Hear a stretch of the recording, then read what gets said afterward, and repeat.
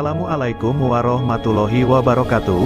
Salam Rahayu tanpa batas buat sahabat Banyu Wiguna terkasih dimanapun berada, baik yang ada di Jawa, luar Jawa, di Nusantara, dan dimanapun berada.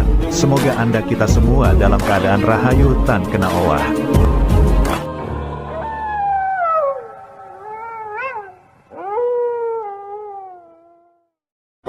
Sastra Jendra adalah sastra atau ilmu yang bersifat rahasia atau goib. Rahasia karena pada mulanya amung diwedarkan kepada orang-orang yang terpilih dan kalangan terbatas di kalangan bangsawan Jawa yang diberikan secara lisan, tetapi sekarang dapat dipelajari secara umum.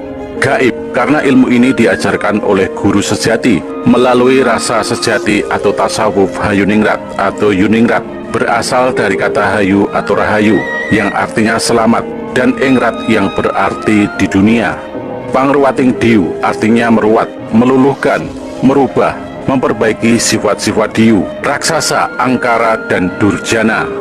Maka sastra Jendra Hayuningrat Pangruwating diu maknanya adalah ilmu rahasia keselamatan untuk meruat sifat-sifat angkara di dunia ini, baik mikro maupun makro. Sastra Jendra Hayuningrat Pangruwating diu merupakan ilmu yang berasal dari Allah untuk menyelamatkan segala sesuatu. Maka tiada pengetahuan atau hakikat lain lagi yang dapat digapai manusia di tanah Jawa yang lebih dalam dan lebih luas melebihi sastra Jendra Hayuningrat Pangruwating diu, karena ini merupakan sastra adiluhung atau ilmu luhur yang merupakan ujung akhir dari segala pengetahuan atau kawruh kasampurnan ilmu tasawuf Jawa sampai saat ini.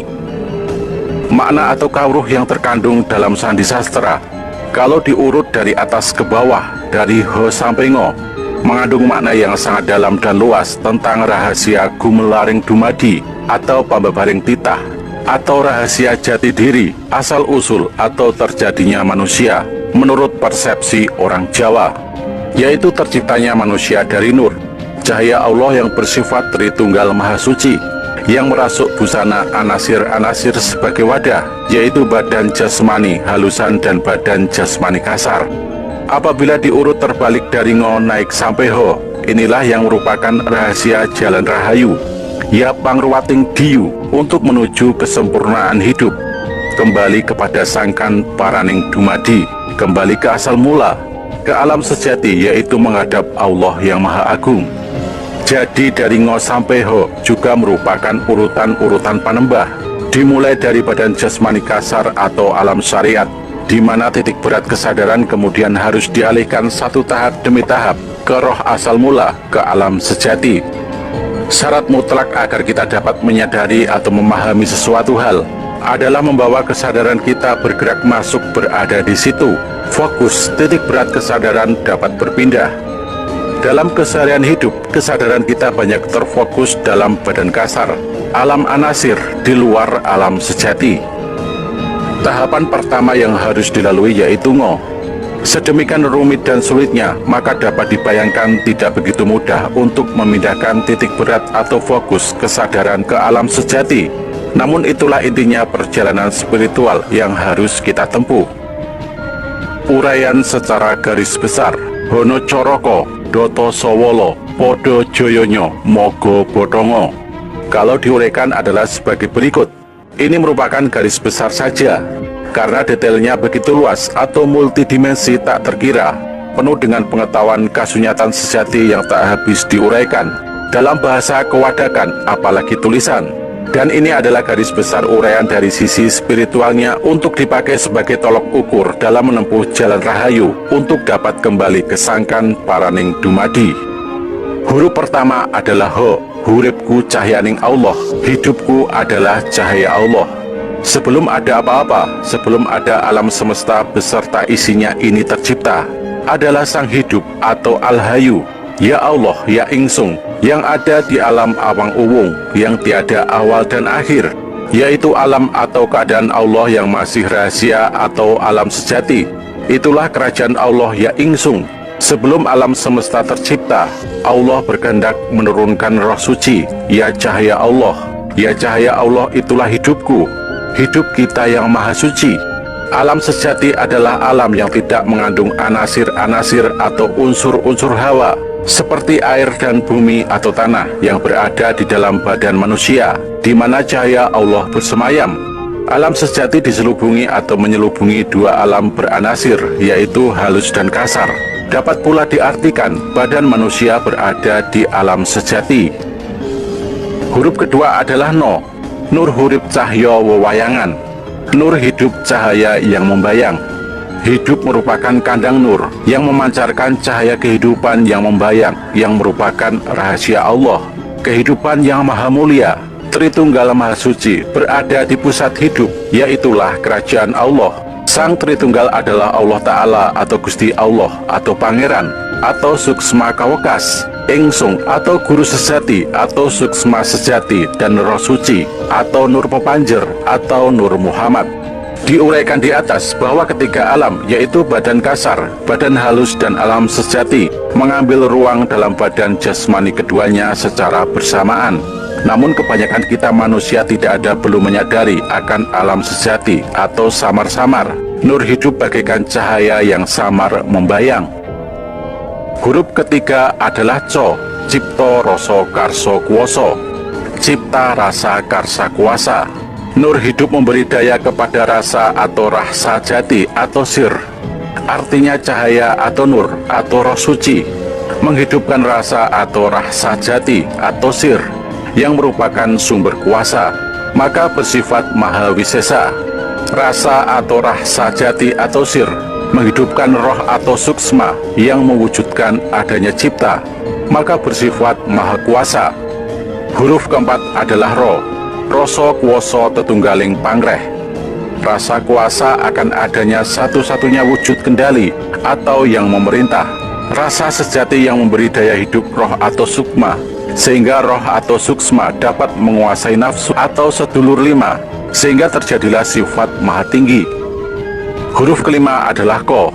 Karso kuoso kang tanpa karso laniat. Karso kuoso tanpa didasari oleh kehendak dan niat. Yang mendasari adanya kuasa agung adalah kasih yang tulus, tanpa kehendak dan tanpa niat. Pamrihnya hanyalah terciptanya kasih yang berkuasa, memayu hayuning jagat kecil dan jagat agung. Huruf keenam adalah Do. Dumadi kang kinarti. Tumitah atau menjadi ada atau terjadi dengan membawa maksud, rencana, dan makna. Ini berkaitan dengan karso Allah menciptakan manusia, makhluk lain, dan alam semesta beserta isinya yang sesuai dengan rencana Allah. Aksara yang ketujuh adalah To. Tetap jumeneng ing dat kang tanpa niat. Tetap berada dalam zat yang tanpa niat.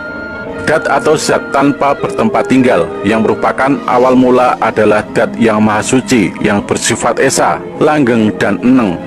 Hidup sejati kita menyatu dengan dat, ada di dalam dat. Maka di dalam kehidupan saat ini, agar selalu selaras dengan dat yang maha suci, situasi tanpa niat atau mati sakjroning urip, atau mati di dalam hidup, dengan kata lain hidup di dalam kematian, seyogianya selalu diupayakan. Huruf ke-8 adalah So. Sifat hono kang tanpa wiwit. Sifat ada tanpa awal. Ini adalah sifat sang hidup, Allah di alam sejati. Tiada awal dan tiada akhir. Demikianlah pula hidup sejatinya manusia sudah ada sebelumnya. Tiada awal mula, bersatu di alam sejati yang langgeng, yang merupakan kerajaan Allah, ya sangkan paraning dumadi. Huruf yang ke-9 adalah Wo. Wujud hono tan keno kiniro. Wujud ada tiada dapat diuraikan atau dijelaskan. Adanya wujud namun tiada dapat diuraikan dan dijelaskan. Ini menerangkan keadaan Allah yang serba samara, tiada rupa, tiada bersuara, bukan lelaki, bukan perempuan, bukan waria, tiada terlihat, tiada bertempat, dijamah, disentuh, tiada dapat. Sebelum adanya dunia dan akhirat, yang ada adalah hidup kita. Huruf ke-10 adalah Lo. Lali eling wewatesane. Lupa dan ingat adalah batasannya. Untuk dapat selalu berada di dalam jalan hayu atau rahayu, maka haruslah selalu eling atau ingat akan sangkan paraneng dumadi, dan eling atau ingat akan yang menitahkan atau sumber hidup, yakni Allah Subhanahu wa Ta'ala. Selalu ingat akan tata laku setiap tindak tanduk, yang dijalankan agar selaras dengan karso Allah. Lali atau lupa akan menjauhkan dari sangkan paraning dumadi dan menjerumuskan ke dalam kegelapan. Contoh lupa adalah bagaikan Begawan Wisrawa dalam menguraikan sastra Jendra Hayuningrat kepada Dewi Sukesi. Tak tahan akan goda atau tak kuasa ngeracut, mengendalikan nafsu-nafsu keempat saudara, maka sang Begawan birahi kepada Dewi Sukesi yang harusnya menjadi menantunya. Huruf ke-11 adalah Po, papan kang tanpa kiblat, papan tak berkiblat. Ini menerangkan alam sejati, ya kerajaan Allah yang tiada dapat diterangkan, bagaimana dan di mana orientasinya, bagaikan papan yang tiada utara selatan, barat timur atas bawah. Yang ke-12 adalah Do, dhuwur wekasane endek wiwitane, tinggi atau luhur pada akhirnya, rendah pada awalnya. Untuk memperoleh tingkatan luhuring batin menjadi insan sempurna memang tidak dapat seketika, meski diperoleh setapak demi setapak dari bawah, iman, Islam, dan ihsan. Demikian pula dala, hal ilmu kasampurnan. Dalam mencapai tataran makrifat tidaklah dapat langsung meloncat. Untuk bisa mengetahui dan memahami makna Ho, maka haruslah dicari dari Ngo. Sebelum mencapai sembah rasa, haruslah dilalui sembah raga dan sembah kalbu atau sembah jiwa. Sholat dengan aturannya. Pertama adalah panembah rogo atau kawulo terhadap roh suci kepada guru sejati. Dan terakhir adalah panembah guru sejati atau ingsun kepada Allah Subhanahu wa Ta'ala. Huruf ke-13 adalah Jo, jumbuhing kawulo lan Gusti, bersatunya antara hamba dan tuannya, bersatunya titah dan yang menitahkannya. Untuk mencapainya maka kesempurnaan hiduplah yang diupayakan, yaitu sesuai apa yang dimaksud dalam syahadat, bersaksi adanya Allah dan Muhammad utusannya.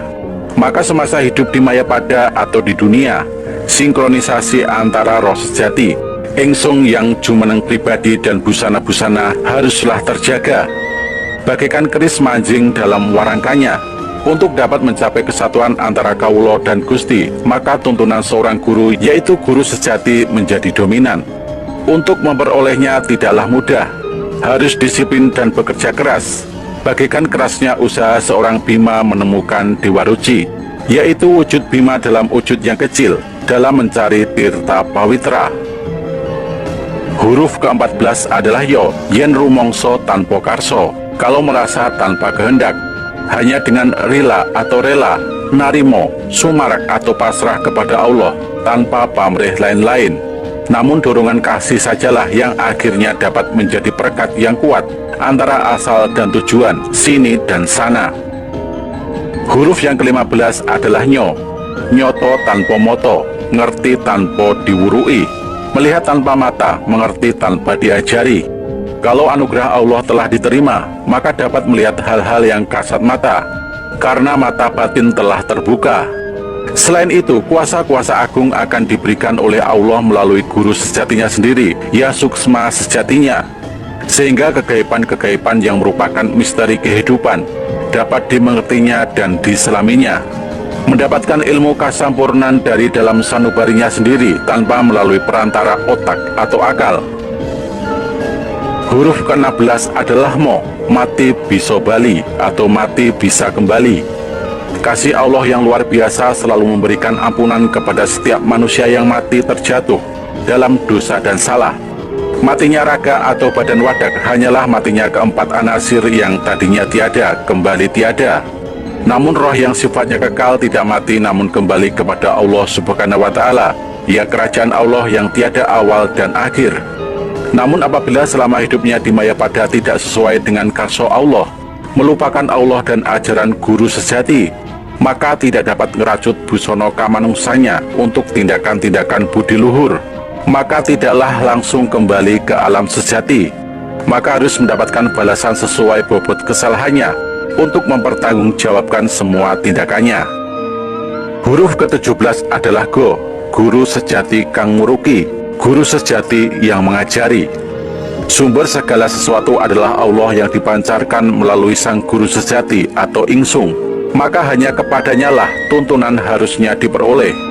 Petunjuk guru sejati hanya dapat didengar dan diterima apabila sudah dapat berhasil merajut busana kamanungsanya.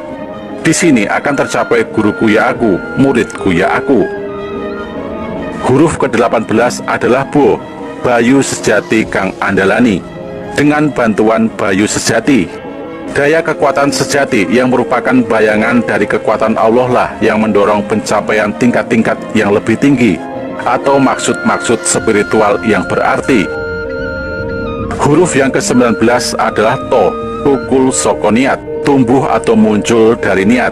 Niat menuju ke arah sangkan paraning dumadi yang didasari kesucian, tanpa kehendak selain ridhonya, dari keinginan ataupun pamrih keduniawian.